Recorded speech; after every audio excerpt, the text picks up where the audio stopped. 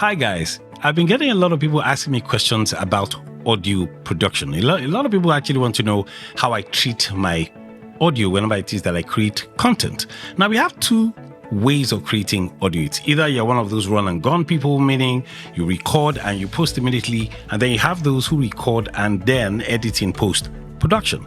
Now my question to you is, which do you think is best? Do you think it's best to do a run and gun, just record and post your audio that way?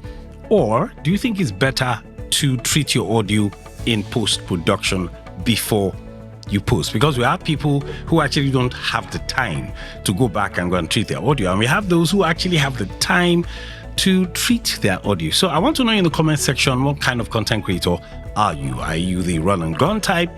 Or are you the type who actually takes time to treat? Which do you actually think is best? Now, once we're done with this exercise, then we can speak about how to get the best audio if you're the run and gun type of content creator, and how to get the best audio if you're the type who prefers post production. So let me get your comments in the comment section, and when we are done, we'll then get into how to get the best audio possible.